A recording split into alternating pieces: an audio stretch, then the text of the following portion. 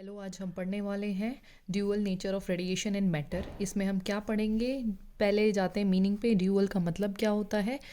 मतलब एक ही चीज़ के दो दो कैरेक्टरिस्टिक्स, उसको बोलते हैं हम ड्यूअल, दोहरा व्यवहार ऑफ रेडिएशन इन मैटर। हम यहाँ पे रेडिएशन के बारे में बात करेंगे और मैटर पार्टिकल्स के बारे में बात करेंगे। तो शुरू करते हैं थोड़ा सा बेसिक से। This lecture is all about the origin of dual nature. अब तक क्या होता था कि हमने कुछ फिनोमेनाज अब तक पढ़ रखे थे, जैसे कि इंटरफेरेंस, जहाँ पे हम वेव ऑप्टिक्स में जिसको पढ़ते हैं सुपर पोजिशन ऑफ टू और मोर वेव्स।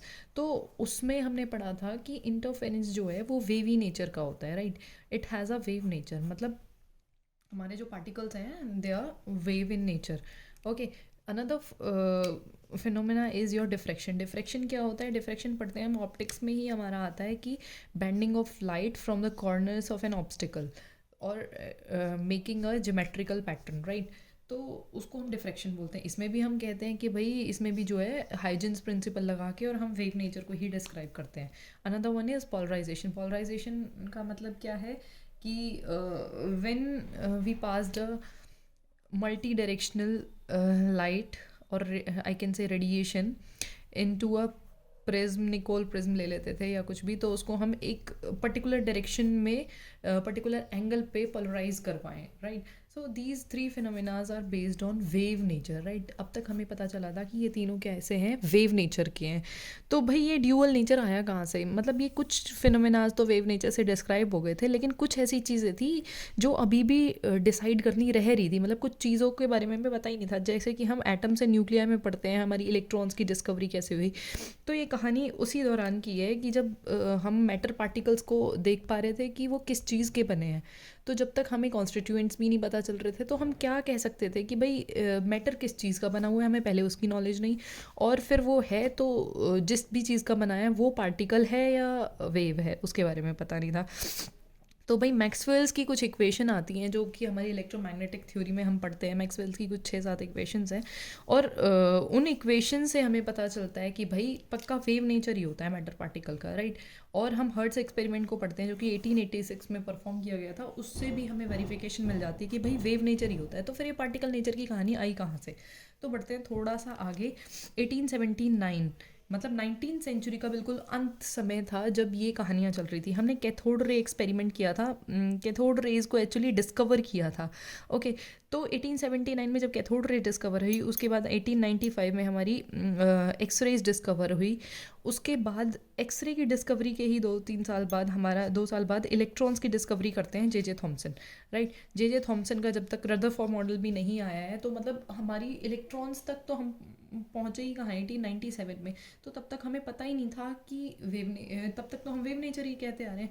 अब जब कैथोड रेज की डिस्कवरी हो गई तो कैथोड रेज को और कुछ नहीं माना गया। कैथोड रेज को कहा गया कि वो बीम ऑफ इलेक्ट्रॉन्स है। मतलब कैथोड रे को पहले एक रेडिएशन की तरह माना जाता था, लेकिन जैसे ही जे थॉमसन आए ना, उन्होंने कहा कि भाई ये कुछ नहीं है, it is a stream of fast moving electrons. बहुत सारे इलेक्ट्रॉन्स जो है बहुत ज़्यादा स्पीड से अगर मूव कर रहे हैं ना, तो उसी को ही हम कैथोड रे कह रहे हैं। इसका मतलब सारी चीज़ें जो है वो कैथोड रेज की बनी हुई है। अब कैथोड रेज के बारे में स्टडी की गई, इनका कुछ specific charge by mass ratio निकाला गया। इस चार्ज बाय मास रेशियो को इतना इंपॉर्टेंट फैक्टर माना गया कि इससे हम we are able to calculate the mass of electron, right. तो जब हम मास ऑफ इलेक्ट्रॉन तक ही पहुंच गए तो फिर रह ही क्या गया? इसका मतलब ये देखा गया कि मैटर पार्टिकल जो है इलेक्ट्रॉन्स का बना हुआ है, राइट। अब इलेक्ट्रॉन की थोड़ी सी जानकारी, जब हमने E/m रेशो को निकाला तो उसकी वैल्यू हमारे पास ऐसे कुछ आ जाती है, 1.76 इंटू 10⁻11 कूलाम पर kg, राइट।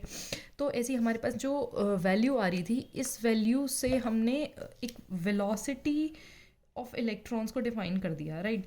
अब वेलोसिटी जब हमारे पास पता चल गया, मास ऑफ इलेक्ट्रॉन पता चल गया, तो भाई इलेक्ट्रॉन के बारे में जानना रह क्या गया? तो हमने ये माना कि जो अ, सारी चीज़ों से है ना, हमारी कैथोड रेज ही निकल रही थी। जो भी हम एक्सपेरिमेंट परफॉर्म कर रहे थे, गैस डिस्चार्ज कर रहे थे या कुछ भी, तो हमारी कैथोड रेज निकल रही थी। तो हम कह रहे थे कि कैथोड रे और कुछ नहीं है भाई, कैथोड रे जो है ना वो इलेक्ट्रॉन्स की ही बनी है।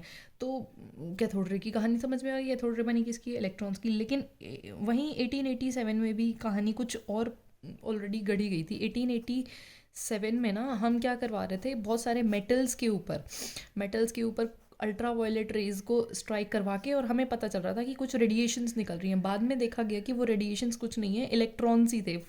बहुत सारे इलेक्ट्रॉन्स ही इमिट आउट हो रहे थे। और भी कोई कहानियाँ की गई कि भाई मेटल सरफेस को अगर हम हीट करते हैं, ज़रूरी नहीं है हम उस पर रेडिएशन इम्पार्ट करें, हमने उसको हीट किया मेटल को, तो भी उसमें से इलेक्ट्रॉन्स की बीम निकल रही थी। इसका मतलब फिर तो बिल्कुल ही मान लिया गया कि भाई इलेक्ट्रॉन कुछ नहीं है, electron is a constituent of all the matter particle. सारी चीज़ें जो हमारे पास हैं वो सब इलेक्ट्रॉन्स की ही बनी हुई हैं, राइट। तो इलेक्ट्रॉन एक हमारा मेन कॉन्स्टिट्यूएंट ऑफ मैटर आ गया, समझ में आ गई बात। उसके बाद आते हैं मिलिकन्स ने और इस चीज़ को वेरीफाई कर दिया। मिलिकन्स कहते थे, मिलिकन्स का कहना ये था कि इन्होंने एक ऑयल ड्रॉप एक्सपेरिमेंट किया था। ऑयल ड्रॉप एक्सपेरिमेंट ने उन्होंने देखा कि जो चार्ज है ऑयल ड्रॉप का, हर बार चार्ज ये फाइंड आउट कर रहे थे किसी ऑयल ड्रॉप का, और उन्होंने देखा कि हमेशा ना चार्ज की जो वैल्यू है वो वैल्यू 1.6 इंटू 10⁻⁹ कोलाम का कुछ ना कुछ इंटेग्रल मल्टीपल आएगा। मतलब ट्वाइस आ रहा है, थ्राइस आ रहा है, 5 आ रहे हैं, 6 आ रहे हैं, मतलब इसी एक कॉमन फैक्टर का ही जो है हमारा इंटेग्रल मल्टीपल आ रहा है। इसका मतलब क्या था कि मिलिकन्स ने ये बता दिया इलेक्ट्रॉन पे चार्ज क्या होता है। अब हमारी सारी कहानी यहाँ गुत्थी जो थी वो सुलझती समझ में आई।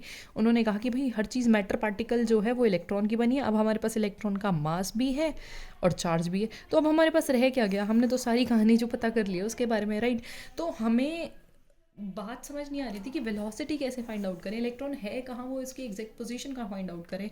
तो ये पोजीशन और हमारी वेलोसिटी ही जो थी वो इस ड्यूअल नेचर का एक कॉन्सिक्वेंस फैक्टर आता है, जिसको हम आके अपनी अपकमिंग वीडियोस में देखेंगे। So this is all about the origin of dual nature of radiation. मतलब एक चिंगारी लग चुकी है कि ड्यूअल नेचर क्या है, क्योंकि अब तक तो हम क्या कर रहे थे, एक एक वेव को डिस्क्राइब कर रहे थे, अब हमने एक पार्टिकल डिस्क्राइब कर दिया ना। मतलब हम तो जो वेव नेचर लेकर चल रहे थे, लेकिन कैथोड रेज के आने से हमें पता चल गया कि भाई एक एकलौता पार्टिकल ये इलेक्ट्रॉन जो सब में से वही निकल रहा है, कैथोड रे में से भी वही निकल रहा है, मैटर पार्टिकल में भी वही है, मेटल के अंदर से भी जो रेडिएशन निकल रही हैं वो भी इलेक्ट्रॉन ही है। तो ये तो एक पार्टिकल हो गया, तो ये वेव कहाँ से रही? So this is the conclusion point जो कि इस चैप्टर की एक नींव है, जो एक स्ट्रॉन्ग नींव ये रखता है कि भाई सिर्फ वेव से काम नहीं चलेगा, हमें कुछ ना कुछ पार्टिकल नेचर को भी लेकर आना पड़ेगा, तभी जाके अंत में हम ये कहते हैं ड्यूअल नेचर ऑफ रेडिएशन। अभी आगे की कहानी जो है हमारी अपकमिंग वीडियोस में बहुत सारी क्यूरियोसिटी के साथ प्रेजेंट होगी। So keep connected with us, क्योंकि ये कहानी अभी ख़त्म नहीं होती है, अभी तो सिर्फ चिंगारी लगी है।